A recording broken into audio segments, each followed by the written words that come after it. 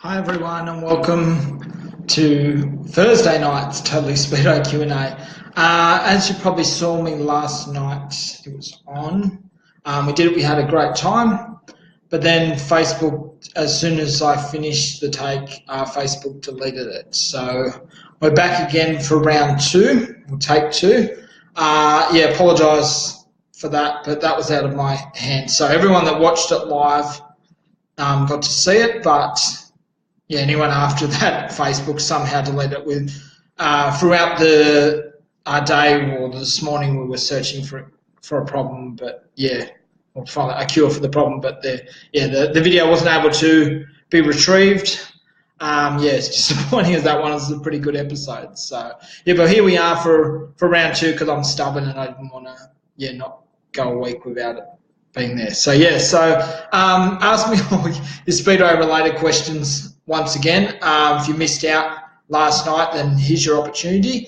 If you want to do it, ask the same questions that you did last night, that's okay too. But once again, I apologise for that technical glitch. But somehow, we can't do anything about that. So, but in that meantime, I've been able to get a haircut and have a shave or clean up my beard. So just for you guys. Hit me with your questions again. What we spoke about last night, there was a range of topics and they were really, really good engagement. And we got, certainly a lot of, I was able to answer a lot of great questions. So that was good. But as you know, Knoxville's come and gone and a lot of, Johnny Shots ended up winning his 10th one, but that's all old news. But now everyone's now focused now that the Knoxville Nationals is over, that we can now look at looking for the Australian season. But hit me up with the questions. You can ask the same questions you answered last night, or if you got any new ones, then I'm all here for the next hour or so. So once again, sorry about last night. I finished it and felt really good.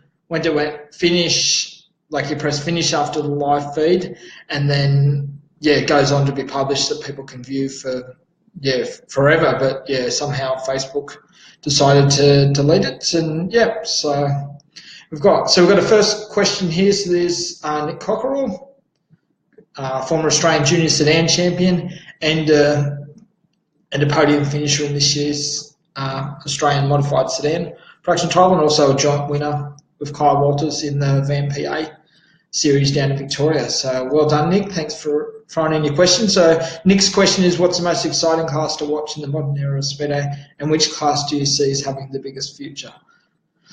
Nick, there's so many, in Australian Speedo, there's so many different classes that are really outstanding, really going places.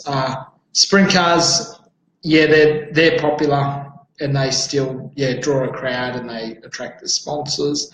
But you've got classes, i.e. like modified sedans, that are going through the roof, the street stocks, the late models. I love a good two-wheel action bike race sidecars because their action's nice and tight in 4 laps, no brakes.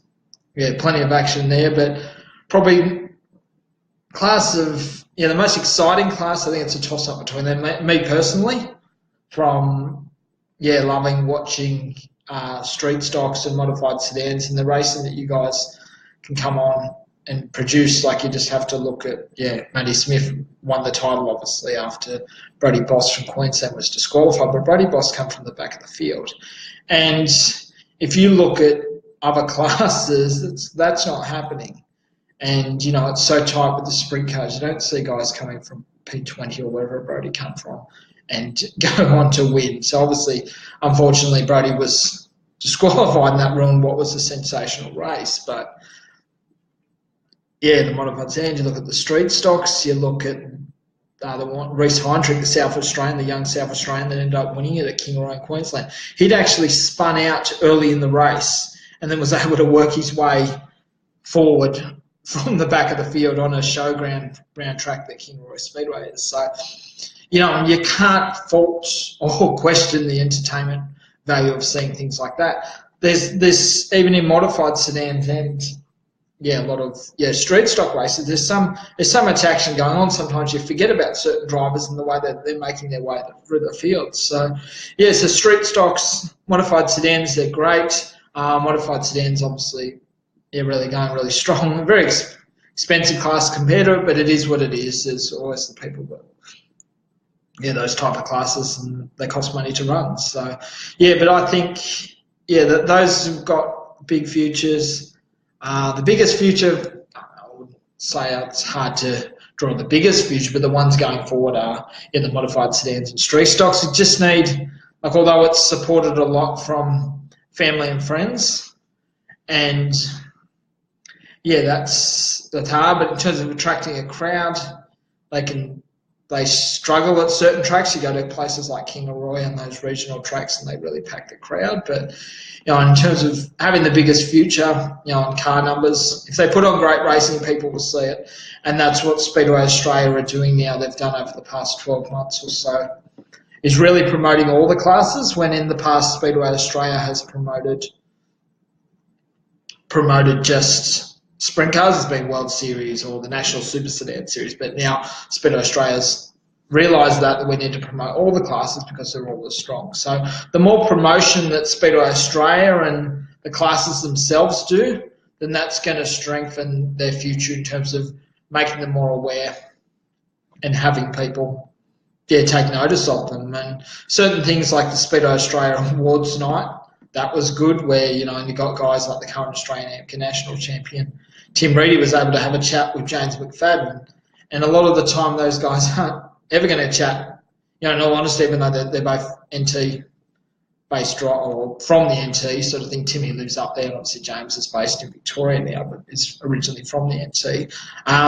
Those two could have a conversation and chat and really have a lot in common, but you can't do that at the racetrack. You're travelling around the country, because they're running certain different tracks, sprint cars, vice versa. You just at the time you get to the track and you're racing, but having awards night, and that is really opening people's eyes in regards to that, and just good racing, like the availability now of YouTube, Facebook, like what we've got now, in terms of having people can watch different videos, when before, say, 5-10 years ago, you didn't have the development where there was a lot of footage that could be seen of other classes. All you saw on TV most of the time was sprint cars or super sedans or that. But now, with the evolution of YouTube, Facebook videos, you can see so much more racing. And I think that's doing good things of growing exposure.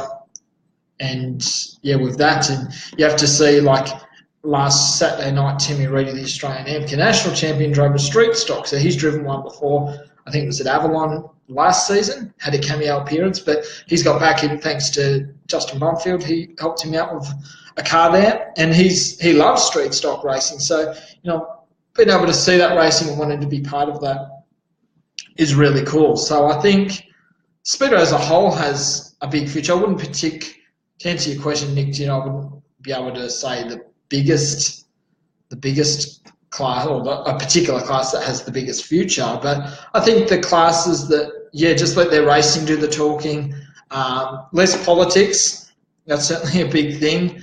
The SSA, there's a lot of there's dramas that happen behind the scenes with disqualifications and all those sort of things. So so that would be interesting. So the more they get everything policed and across the line, and that's what I like about sprint cars. Sprint cars, 410s, that's where it's set. There's rarely any cheating that goes on with that. Late models, the same thing, bring what you brung. And there's no cheating there. It's all, okay, the best driver can win. So, with that, but you've got a couple of these sedan classes where the lines are blurred, even with the sprints, for example. They've also had there's some things where drivers have had holidays because of the rules are trying to push the bows, but you can't have that in all classes. But classes that have, policed with the ruling, consistent chief stewarding, that's a big thing that attracts someone to a class. So, so in terms of the biggest future, they do all those things. I know I don't have a magic wand, or I don't have all the answers, of course, but I think that goes a big way with wanting people to get involved with a particular class and just racing, good camaraderie. There's a lot of that. There's a lot of with the street stocks, good camaraderie. yeah, they're all friends, although it's tough racing, but you're out on the track, it's gloves off. But when you come off the track, you're having a beer with everyone and every person there. So, yeah, that's the good thing, and that's what people, because we do speedway for fun. Sprint cars, really tough. It's a cutthroat sort of game. A lot of money is invested in, or just like a lot of classes, and there's a lot of money invested. So, yeah. So hopefully, Nick, that answers your question. So I've drawn out a bit there, but yeah, hopefully, Nick. But yeah, good luck for the future, mate. You're doing really well, and it's great to see you back behind the wheel and flying the flag for the modified sedans there for the youngsters, because there's certainly yourself and a lot of the youngsters. There's a young crop coming through, so it's really exciting for modified sedans to have such a young brigade coming through, just like sprint cars and a lot of other classes. So, yeah. Darren Cartwright from Western Australia. How do you think the Formula 125s could boost their image? Darren, it's really, I think it's tough because there's so much competition for classes and trying to boost the image. I think, Facebook's a huge tool, a cost-effective tool. I think that just keeping people updated, even videos, to the fact that, just showing people the racing. I think a lot of people, they've got to understand the class. So maybe explaining to people the rules and even to the point, Darren, yourself, you're a multiple Western Australian champion in the class, but getting people involved with the class, getting them to have a ride and go, okay, try it out. And then I think that's a good thing in trying to make it accessible for people to try. And that's even if someone's got a couple of cars. I know, Darren, you've got a couple. So getting someone to have a guest drive in it. So that would be boost the profile of the class. So, and promotions. So, So we've got, with that. So, hopefully that answers your question. And, good luck for this coming season, Darren. So, Greg Stevenson, you were pretty active last night. So, thanks for coming back again. So, sorry about the glitch. So, but it is what it is. We can't control that. So, Greg Stevenson, I see Mark Harlan getting into 410 sprint cars. How do you think he will go? I also rate his father, Max, as one of the best speedway drivers ever. Mark Carlin going into 410 sprint cars. It's really exciting. He's going to be he's done pretty much everything he could do in modified sedans. He's had multiple Australian titles. I think he's won 3. He's also had numerous state titles across the country. So, to be honest, Mark's done everything he could. And going to 410 sprint cars, it's a big step up. It's a totally different ball game, and I'm excited to see how it will go. So the transfer from sedans to open wheels is a big one, and it hasn't been favourable to a lot of people. It takes a lot of time to get adjusted and knowledge about the cars and just the cutthroat competition, the formats, all those sort of things, where in the modified sedans it's completely different. So I think Mark's proven himself in modified sedans that he can drive. Sprint cars, obviously, the jury's still out, but I think he'll go well. I spoke to him a couple of weeks ago, and he said, well, I haven't gotten to sprint cars just to make up the numbers. You're not going to go from running an actual modified sedan at the front of the field to just making up the numbers in sprint cars. He's not doing that to do that. So, and a driver of his calibre certainly doesn't want to be just making up the numbers. But it'd be interesting. He's going to be based around Victoria, doing a lot of the SRA rounds. He'll try and do the Australian title at Mount Campbell's Borderline Speedway for the 410. So it'd be interesting to see. And he's certainly got a good pedigree with his dad. Probably one of the best drivers to never win an Australian title. He won Victorian titles, but Max himself, certainly, Mark's dad, certainly Mark comes from a good pedigree. So Nick Cockerell's here on fire now, so you got another one now. So another one for you. What future do you see as the national sedan classes with what's happening with car manufacturing in Australia? Are they going to turn to front-wheel drive? Well, it's hard to say. You just got to look at what's happening with the V8 supercars now, with what they're doing. Like, they've introduced different makes and models and going to V6s now.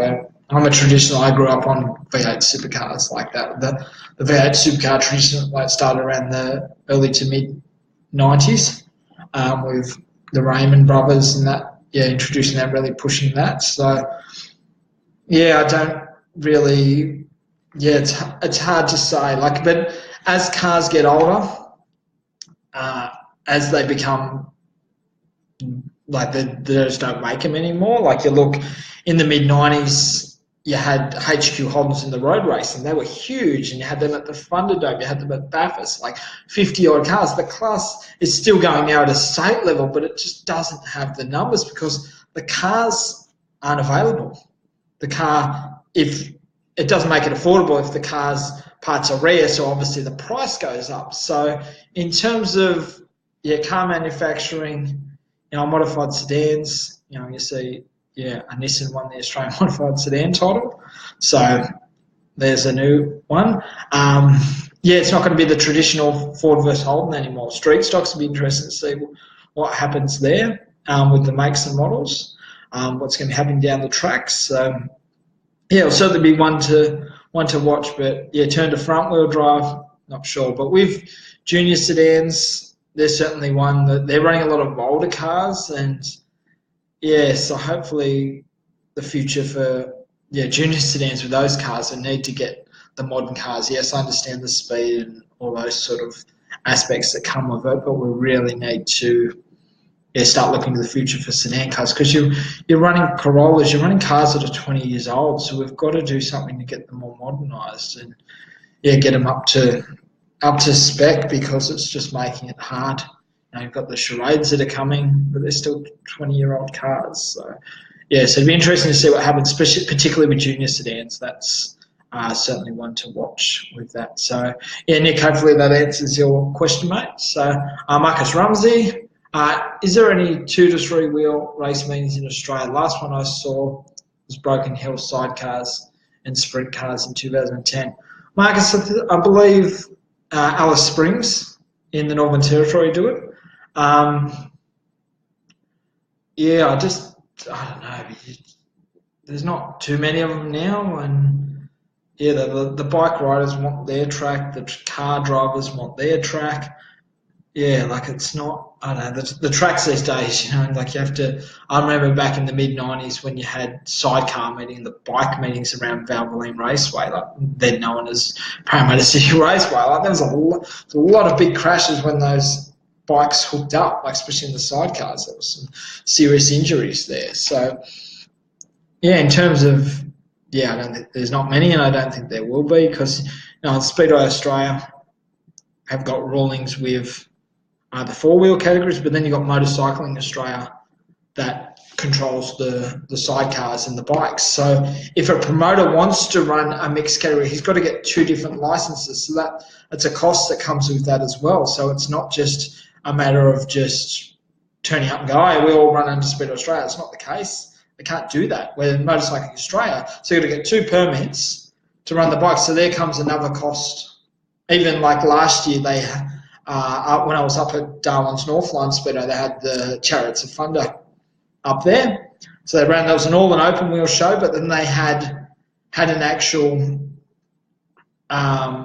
sidecar. They were doing a memorial for someone had passed away, so it was Troy David's father-in-law, and they had to get a permit just to have the sidecar on the track doing some memorial laps. So so that's a tough one. So it's tough for promoters, and it'd be good to see, but I think that's just part of the yesteryear. As you said, Broken Hill sidecars, but Arunga Park do something. They got the midi bikes and the quad bikes and things like that. But in terms of sidecar, like bikes and open wheelers, 4 cars running all that's one show, I think that's part of the history that will go down. So that's happening in New Zealand soon. So Anthony McLean, did you see the footage of the parade in Darwin today? Awesome stuff. Yes, Anthony, I saw it. I thought that they would be able to drive down there, but they've obviously started the cars and then towed them and dragged it. You could still hear the revs, and it was well received. I wasn't sure how they were going to operate that, but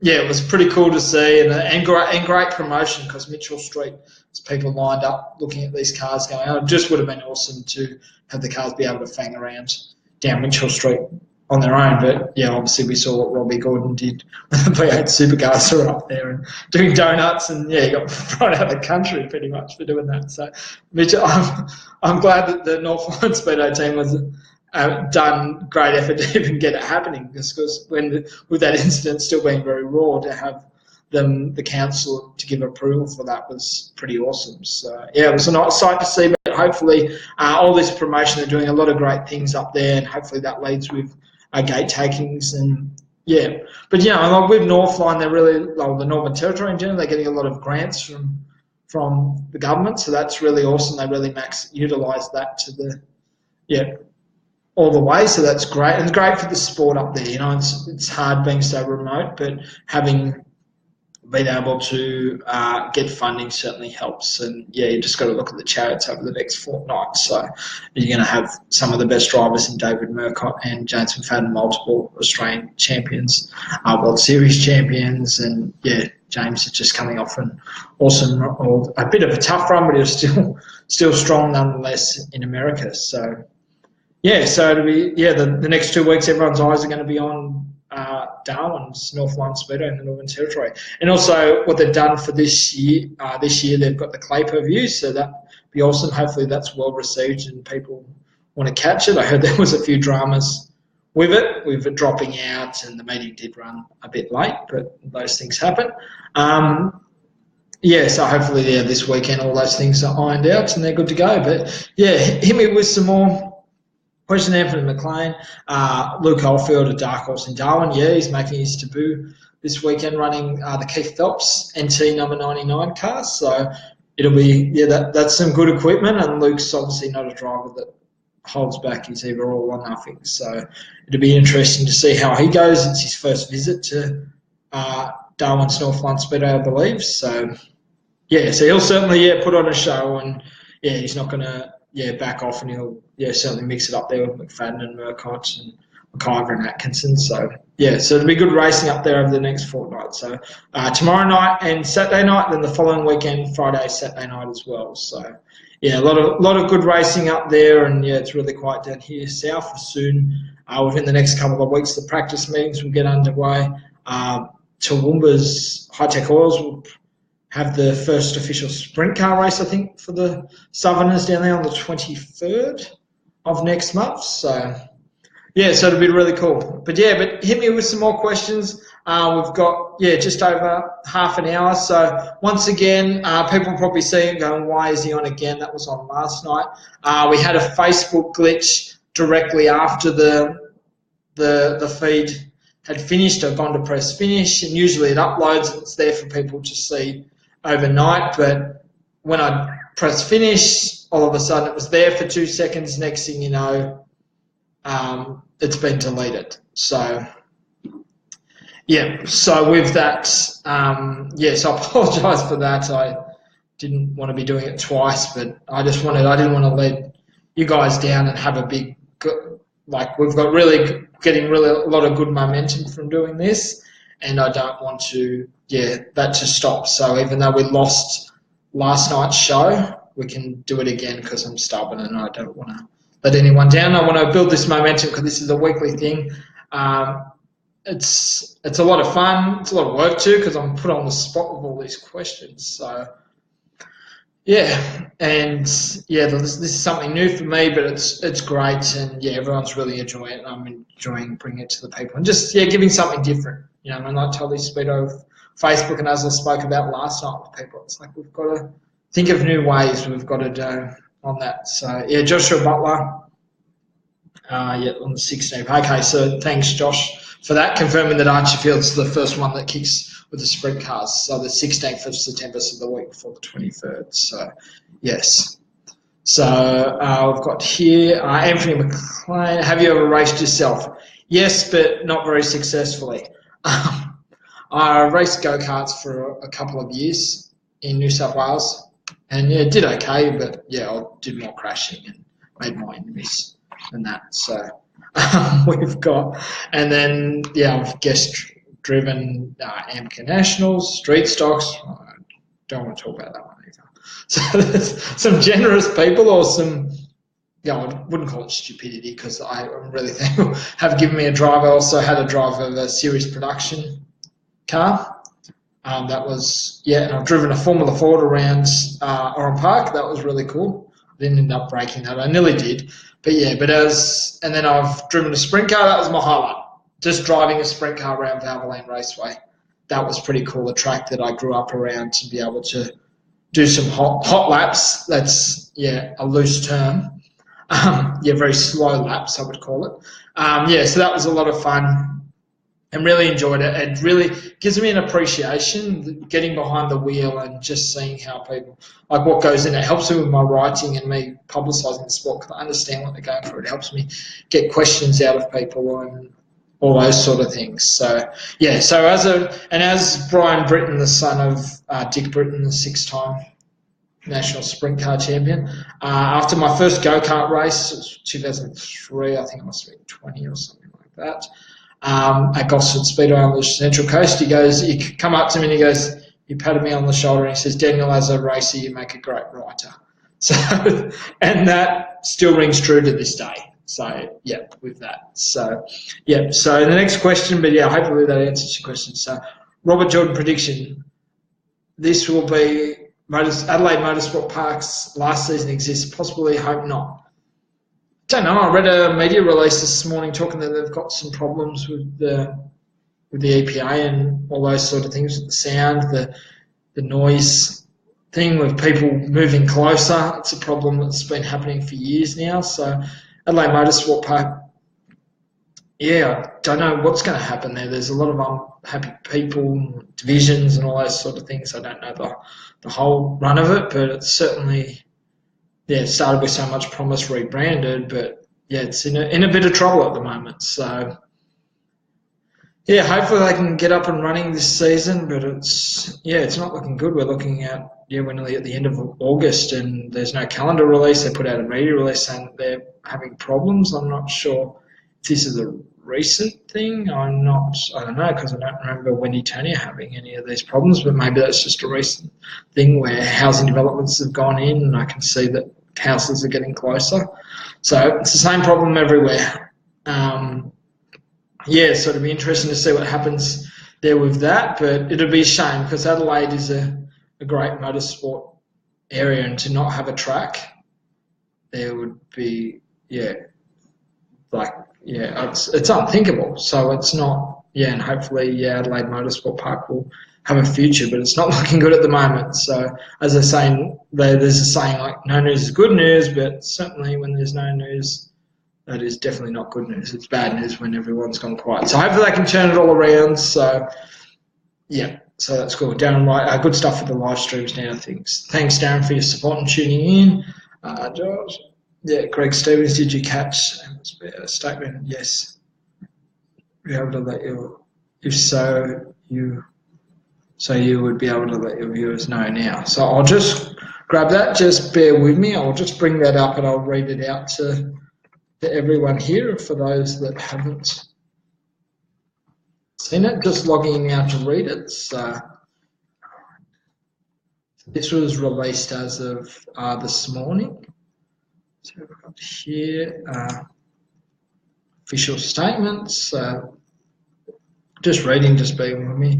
Adelaide Motorsport would like to thank all fans and those interested in Adelaide Motorsport Park for their persistence while we organise the details for this coming season. The hold-up has been getting approval and proper details sorted with the EPA. That's the Environmental Protection Association, I think that reads for, who regulate the noise and other aspects when racing and events occur near houses and within certain areas. And they're organising things with other stakeholders to make it a great season. We are aware that this is an inconvenience and that there are a lot of issues that arise from this in regards to racing and fans who plan ahead, and we do apologise. We are trying to get clarifications and issues sorted as soon as possible, and thank you for your understanding and patience. We can confirm that we are running a full speedway season alongside some amazing and exciting new events at Adelaide Motorsport Park, and we will release full details as soon as the issues and government bodies are dealt with. To be honest, to read between the lines with that one, I think there's a lot more to that statement than meets, like, I understand there's a lot of, without talking out of school, there's a lot of financial problems, bills getting paid and all that, and that's tough. So with that, so I'm not too sure what's going to happen with that, but hopefully Adelaide Motorsport Park. But I think that statement from that is yeah, it'd be interesting to see what happens with that. So I think there's more to that than meets the eye, because here we are in late August, and yeah, so I've got that. So okay, Anthony Steen, yes, Stan has raced now. I've forgotten, I ran a legend car too, so I drove that to practice at Gary Warburton's Amarula Motorsport Park, which is just outside Goulburn in New South Wales. So yeah, that was a lot of fun, and thanks John Dennehy, I did a story on that. So yeah, so we've got that. Chris Wilkins, loving the live interaction now. Thanks, Chris, for listening in. Anthony Stenton said, I want to mention this something. Yeah, of course. Yeah, okay, so explain back to the racing that is, the racing that I've done, limited. I actually drove a street stock about 10 years ago at Valvoline Raceway. And I was in the first heat, and it was provided by Lee Burke, so thank you very much, Lee. He's never forgiven me for that. And the first heat, and I was driving, and yeah, got under a car, got the heebie-jeebies because I didn't know what I was doing. And then drove to the infield because the car had moved, I'd moved, and back at Valvoline Raceway back 10, 15, they used to stop the infield curbs, like people cutting the infield, they'd have big hunks of concrete. So stupid me drives to the half spins to the infield, trying to recover, launches up off the lip and comes down the sump on this big hunk of concrete, and it put a hole in the sump. I didn't know that because I wasn't watching the gauges, because prior to that I've only driven go-karts, and we didn't really have gauges back then, so I wasn't watching any lights. That was what happened, and put a hole in the sump, drove around, finished the race, got into the pits, and there was a big hole in there. And that was us done for the night. So that was my short street song. I laugh about it now, but at the time Lee was pretty pissed with me, and rightly so. And I was nicknamed the Sump Bandit. So that's why I don't race anymore. So Dave Clarkson, you're doing a great job. Thanks, Clarko, and thanks for your support of Totally Speedway, Clarko's performance. So a lot of sedan machining work. He does awesome work. So please, support those who support the sport. So. We've got a question here from Donnie Crompton. What are your thoughts on all the rumours going around saying it's banned for 12 months if you choose an also race, if you have a race under the different classes, different coverage or not?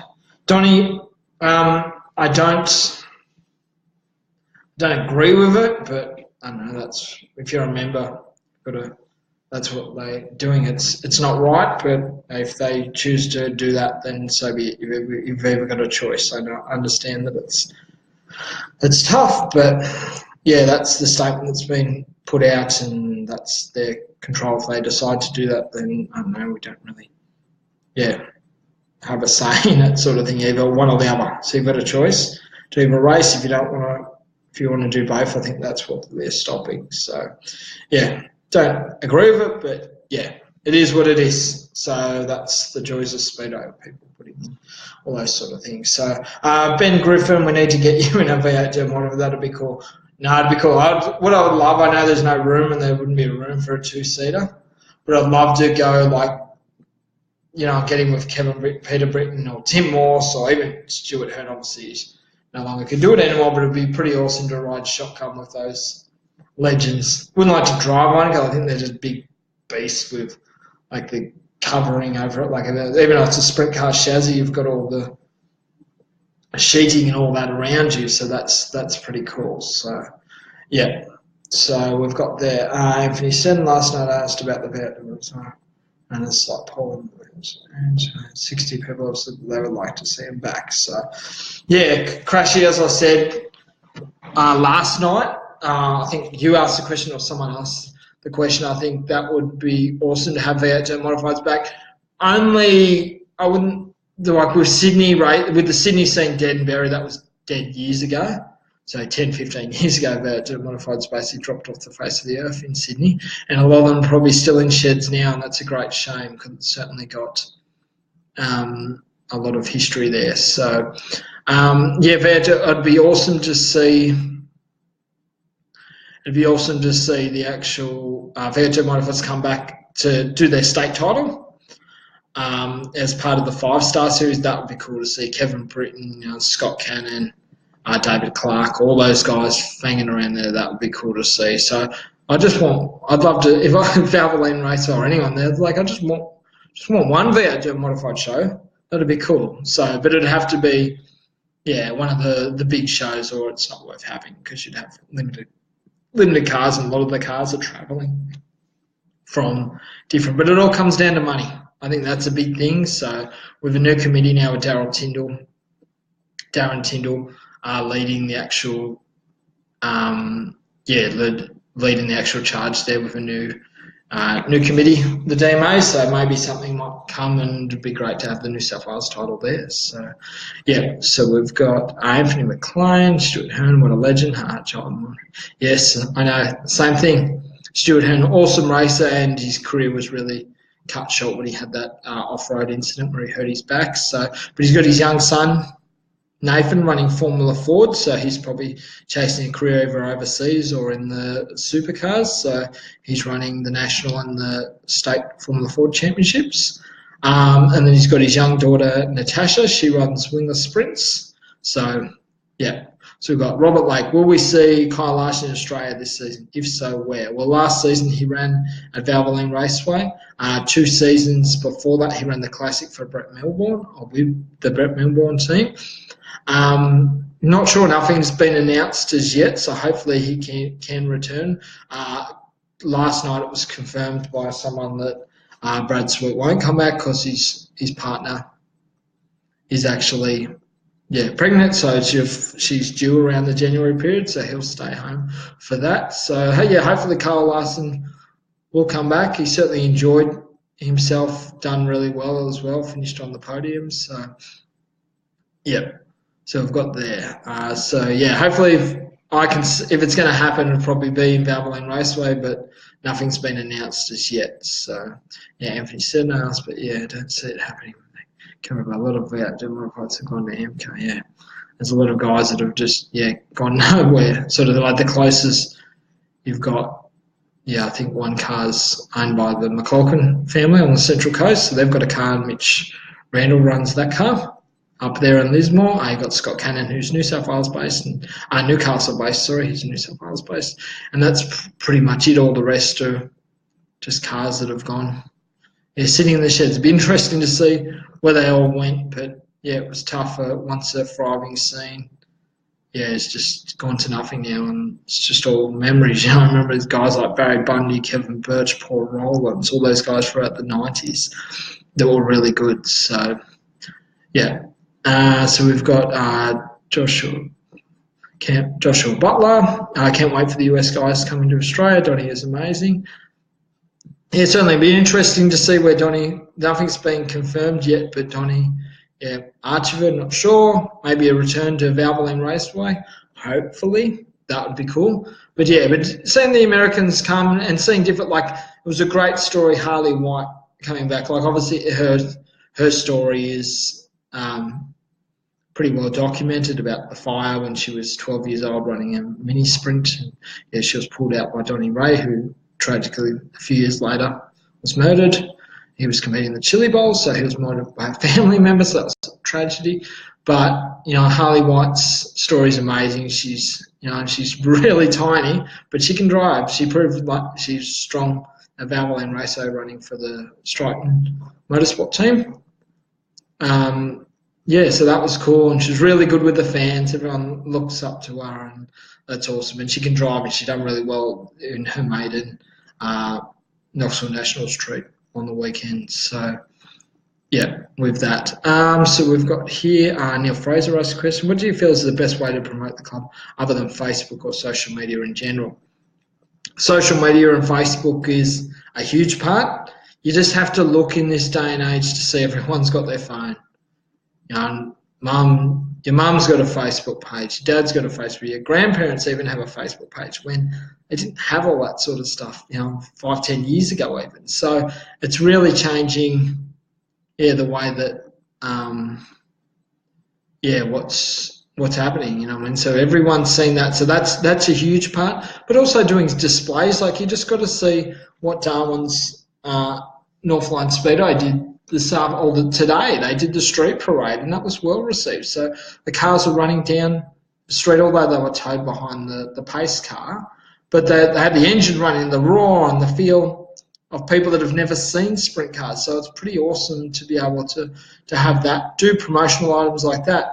Banners and all those things are important, just to let people know. Working with the council and getting information like about the events, about the track. Like last year I was in the Northern Territory, I was there part of the Chariots of Thunder series, and I went for a drive during the week down to Katherine. So Catherine's about 300 k's south of Darwin. So on the way to Tennant Creek, and you go through Tennant Creek and get to Alice Springs, and then you're out of the Northern Territory and down to Port Augusta in South Australia. So what happens there with that I go to the information centre in Katherine and go, okay, went there to see other parts of Katherine, the gorge and all those sort of things. So I was really excited to go there. I go there, where's the local speedway? I said to the information centre. They looked at me like I was stupid. They were like, what are you talking about? They had no idea that the speedway even existed or where it was. They had to go to a map. So that's embarrassing, where clubs, and I'm sure that's probably not the only track. I'm not picking on Katherine Speedway, but I'm just using that as an example. It's just, they just had no idea. They had to look on a map, and they were certain, like Catherine's a small place. I'm not sure of the population there, but they didn't know. So doing things like that, working with the community, and just doing displays, and a lot of tracks do that, but a lot of tracks don't. They don't do that. They don't supply media releases to the local newspapers to try and get coverage, or send it to the local radio station. They don't have a website. So people they type in certain tracks, and there's no reference, there's nothing there for them to actually know what is there. And on a website's crucial. A Facebook page and social, yes, they're important too, but you need to be able to have a website too that's full of information. You need it, for all your tracks. So I think that's, hopefully, Neil, that answers your question. So thanks for your question. Anthony McLean, Shane Stewart and Tony Stewart confirmed for New Zealand. So that's pretty cool to see. So usually a lot over here, it's either one or the other with those two. So, not sure what's happening. Like, whether they ever go to New Zealand or they go to Australia. So, it'd be interesting to see, what happens. But New Zealand certainly have had Sammy Swindell, Johnny Shots in recent years. Kyle Larson in the midget's been amazing. So, so it'll be interesting to see what happens there. So we've got a question here from Brett Watson. And he's got, they run... there is a track in Queensland that is not under the Speedo Australian show. They run non-Speedo class. What was mentioned earlier about a 12-month ban for running non-Speedo? Ban happens running a non-Speedo shot. Brett, I'm not qualified to answer that question. That would be something that you'd have to ask Speedway Australia. With that, to give my opinion, having spent some time at Speedo Australia employed by them, and recently chatting with Tim Saville, we had him here last week. It all comes down to the insurance, and if you're running at a track under different insurance, and it's all got to marry up. So I don't think it makes it tough, but I know with every insurance, you've got to actually, it's all got to marry up. You've got to have licensing, and that's why they have insurance, and that's why Speedway Australia exists, to create some uniform with the tracks here. So but Speedway Australia, as they run the non-classes, and what was mentioned earlier, would this ban happen for running a non? I'm not 100% sure of that. That'll be something you'd have to ask the tracks in question and Speedway Australia. So Brett, sorry I couldn't answer that any further, but I should bring Tim Saville, the General Manager of Speedway Australia, on more, and he can answer more of those questions. So Neil Fraser, thanks mate, very sound advice. So thank you very much, Neil, and thanks for asking the questions. So we've got about 15 minutes left keep the questions rolling in. This this is a lot of fun. I'm glad that people are tuning in and being part of it, because without you guys, I can't be answering questions that are non-existent. So, yeah, so we've got about 15 minutes to go now. But, yeah, keep the questions rolling in. Once again, just to give you guys an update if you tuned in late, we had some technical difficulties last night's show. It was a really good show. I was really happy with it. It was our 5th show that we've done, the Facebook Q&A. And then we'd finished, had a lot of views, a lot of interaction, so it was really good, felt really good. Went to press finish, which I did. It uploaded and stayed there, and then the next thing you know, Facebook had deleted it. So it just disappeared. So, yeah, so we've got there with that. So, yeah, hopefully, yeah, that's why we can't. I'm just going to, just bear with me. The light has just switched off. There we go. Light is back on.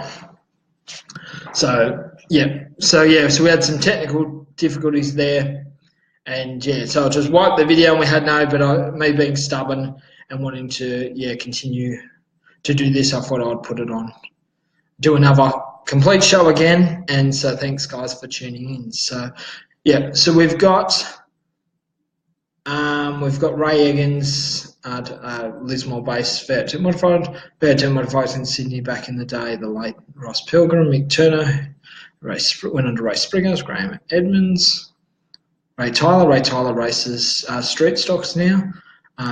Graham Edmonds, he did a bit of late model racing, I think. And then we've got Greg Batman Smith, he had an awesome car dressed up like Batman. He was the original Batman.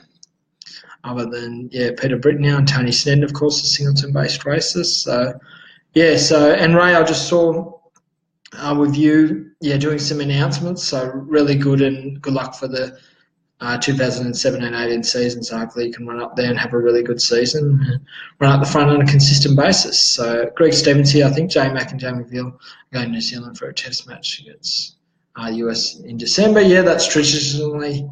A lot of Robbie Farr went over there a couple of years, so that'll be really cool, and James has been over there before. So, so the test match, that'll be really cool to see. So, so we've got there. So we've got about just over 10 minutes. So any more questions or any comments or anything, and I can add to that. That would be awesome. So, but once again, I know I say this every time, but thanks once again for everyone for tuning in and really being a part of it. And I really enjoy this. It's something new. It's something out of my comfort zone.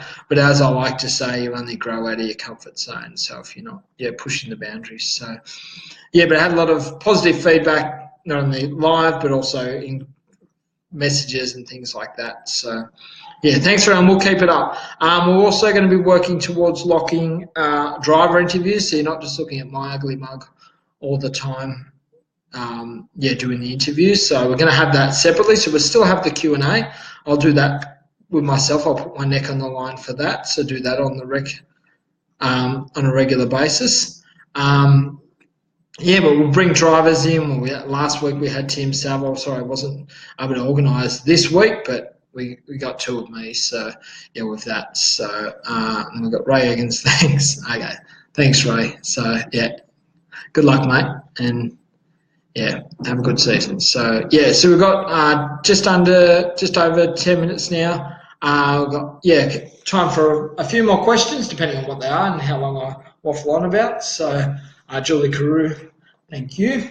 Then thanks for tuning in last night. Sorry, it's no longer there anymore. But but the season is not too far away. So we've got in September everything's going to be going. With that, so September's going to be before you know it, it'll be around the corner. We've got football season still, so I'm a rugby league fan, and obviously a lot of people are AFL fans, and so before we know it, once all that finishes, and straight into the speedway, and it's shaping up to be. It's going to be an interesting season, but it's going to be a big one. I'm just excited about it, and I can't wait to be a part of it and promote it and all the success stories that come along with it. So, bring it on. So, Joshua Butler, have you been in the 2-seater sprint car? No, Josh, I haven't been in it before. I'd like to do it. I did, about 5-6 years ago. My brother and I, James, we bought a 2-seater ride for Dad, and my dad Robert, he went around Valvoline Raceway, and Brett Lodeman was his chauffeur, so that was really cool. He had a blast, and yeah, he couldn't wipe the smile off his face after it. So, and it's really good, the 2-seater, you know, because I'm not driving a sprint car, so it's expensive, but also, you know, it's not attainable for a lot of people to be able to get that. So with that, yeah, so the 2-seater is an awesome incentive. I remember years ago when Paul and Joel Knott, we're talking the early 2000s, when the Perth Motorplex was in the early years of it opening. They actually ran a 2-seater, like the 2-seaters you see now, back like driver, the passengers behind the driver. But back in the day, Paul and Joel Knott had built a 2-seater where the driver was beside them. So that would be pretty cool. So I'd like to, I don't know where that, I think that's somewhere still in Perth. I'm not sure where that 2-seater is anymore, but apparently it had a 410 in it. So this was before we went to 410 sprint cars across the country, or even Sydney at Entertain it. Yeah, it was lapping pretty quickly. So that'd be pretty high. If I was going to go in a 2-seater, I'd love to bring out that one where it's side by side and that. And I remember even in the early years, you had, there was one that was head behind, the driver was above the driver, it was above the fuel tank, so a bit risky about that, but that was back in the day. So yeah, not sure how many runs that did, but that was the early stages of the 2-seaters. So yeah, and also, yeah, Josh, 2-seaters up there, yeah, the Ausdeck racing team have it, and the Titan racing team have one themselves, so it's great for during the week. They run, yeah, corporate days or corporate nights around there with the 2-seater. And it's good for just give people an opportunity to get behind it, like wives, partners, and people that might not want to drive the things, but to get in there and really give an appreciation of what people do. So, yeah, what these drivers do there. So, yeah, and we've got Greg Stevenson's going Go Storm. Now we'll go the Raiders. I'm a Canberra Raiders fan in the rugby league. So, yeah, with that, Joshua Butler, Mitchell G, and Andrew Shirley. Yep, so yeah, Mitchell G currently drives with the Titan racing team. Andrew Shirley runs with the Ausdeck racing team. So yeah, so we've got that. So we've got about just under 7 minutes to go. So yeah, a little bit more time for a few questions. So Anthony McLean, Sydney do it as well during there. Yes, they certainly do. So as I was mentioning, that's the one that we purchased for my dad to run with Brett Loden. So that's owned by the track, where the other ones are privately owned. So yeah, with that. So the 2-seater is a great initiative. So we've got, yeah, a couple more minutes to go. So yeah, get into the last questions. Yeah, once again, yeah, thanks for everyone's support and interest in this. And yeah, we're going to be soon giving more of an insight, doing interviews and doing ones at the track as well. So yeah, just really making interaction and really helping promote the sport. Because we've got all these tools here. You know, social media is a huge tool. A lot of people don't like it, but it's here to stay. It's not going anywhere. It's certainly going to, although it's got some bad aspects, just like anything, but it's a good thing for promoting this sport, because we're getting in front of more people than we ever had. It's helping a lot more with helping promote events and the cost-effective nature of social media. You can't beat it, and certainly with tracks, they're struggling financially, you know, they're running on the budget, yeah, with that. So, yeah, so social media is here to stay, and it's certainly a great tool, even though it's got pluses and minuses, just like everything. So, Anthony McLean, do you travel around the country throughout the season? Anthony, I try to travel around as much as I can, depending on the workload and what's required. Like, I've been to every part of the country over the years, so to see different racing. The only place that I really want to go to, or the ones that I haven't, I've been to a lot of tracks. I haven't been to Cairns. I've been to Cairns and seen the track, but I've never actually seen the racing, so I'd like to go there. I'd like to go to Gove in the Northern Territory. That's a one-way track on way in sort of thing. So you've got to, especially if it's a wet season, you can be stuck there, so flying. So I'd like to go to Gove and, yeah, check out that place. So that's just to see the place alone, let alone the speedo track. That'd be a bonus. I love to go up to Broome. Heard that's just a fabulous destination to go to.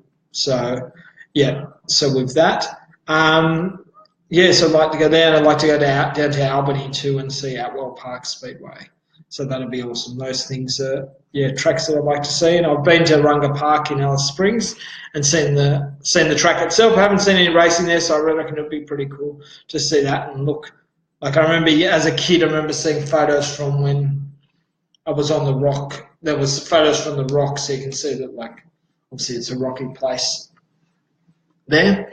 Certain parts of it, there's a lot of rocks around, so to be able to watch the racing from that rock up there, I'd like to climb up there and look over the tracks. So yeah, we've got that. So they're and I'd love to, but like in America, I'd love to go over to America. I've been to Knoxville numerous times and tracks around there, but I'd like to go to places like Eldora. I'd like to go to Williams Grove. I'd like to go do a higher speed. I'd love to go to California and see all those tracks. And yeah, I'd even like to see Canadian tracks and go to Canada and see all them as well. So it'd be pretty awesome. So yeah, who knows what will happen. Adam Smith, do you think the Knoxville Nationals should go back to 40 laps so they don't have to have a stoppage? Adam, personally, that's what you asked. You asked for my opinion. I don't like it. I've seen the Knoxville Nationals live from both when they had the pit stop and then when they didn't. So yeah, I like it all out. You leave the track, you go out there, and it's all on you, not having a pit stop sort of thing. So yeah, so I'd like to. Yeah, I don't like it. I'd like to just have 40 laps.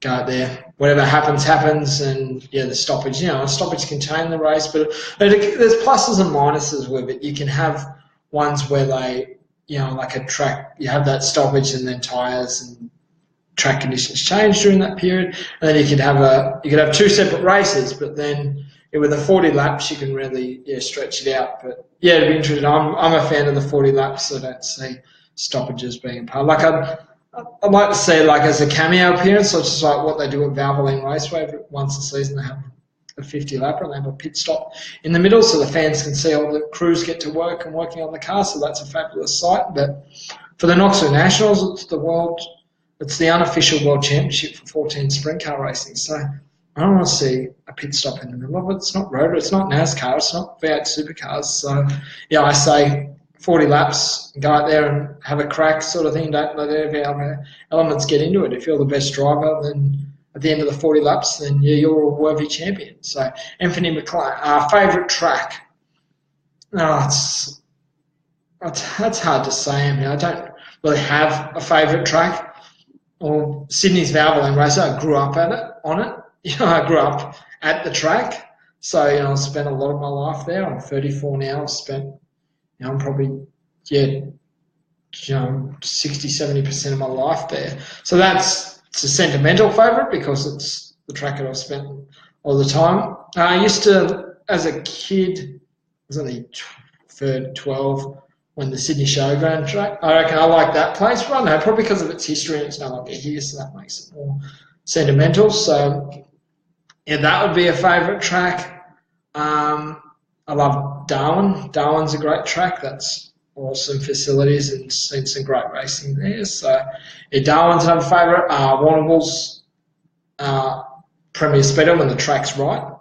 When there's actual passing, I've been there to the track when it's just follow the leader because it's just that locked down, so the temperature and all that, those sort of elements that come into play. So yeah, Warrnambool's Premier Speedway is one of my favourites.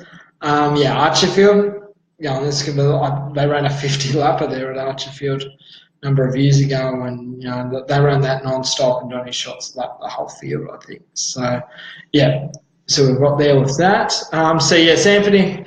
Particular ones, so Greg Stevens is saying, go to Tom Price, that's in Western Australia. That's an eye-opener. It'll be another track. I've seen photos of Tom Price up there in the north of Western Australia, so I'd love to go up there and see it. And yeah, that'll be really cool. But that could be something that I could implement, like going around and visiting the tracks and going around and doing these interviews with the people, the salt of the earth people. So that's a great idea if we could be able to make it possible. If people could do that, then that would be great, going there and doing a bit of a tour to the tracks and seeing how they operate and bringing it to the rest of the country and their regional tracks. So we've got that. Ben Griffin, best track food in Australia. I've said this earlier in the piece when I was doing the Q&A before the videos. I was doing I'd say Mount Gambier. Mount Gambier is borderline speedway, but it can change. It depends on the tracks and whether who's doing the catering, who's doing what, and who's running it. So sometimes it can be good one season, but you can go back a couple of years, see if you haven't been there, it can be crap. So yeah, it's hit and miss sort of thing. So yeah, so I'd say I get hungry when I get to the track, so whatever track I'm at and whatever the food there is, even if it's good or bad, it's like food. So I'm running around usually like a lot of people at the track. So yeah, so we've got that. Anthony McLean, love Lismore for the nostalgia of my childhood, but love that because of the big track feel. Yep, Julie Carew, Raleigh Park before it closed, South Australian track, grew up there. So yeah, and that's the thing, a lot of people are saying the track that they grew up on is their favourite track. So yeah, all right guys, well we've run out of time now. Thank you very much for take 2 of Totally Speedway's Q&A. I really appreciate everyone tuning in and having the engagement. Sorry about last night, but it was out of my control, but I thought I would want to show it. Yeah, do another show again. It was great to have different questions, but yeah, sorry that no one missed out on last night's shows. So yeah, so we've got there with that. So yeah, until next week, hopefully when I press finish, it stays there and Facebook doesn't delete it. If not, we'll be back tomorrow night. No, I can't do that. So we'll do, I'll see you next week, Wednesday. But thanks once again for tuning in, and yeah, really appreciate the support. And yeah, Speedway season here in Australia, the 2017-18 season is not too far away, so bring it on. All right, see you guys next week. Cheers, bye.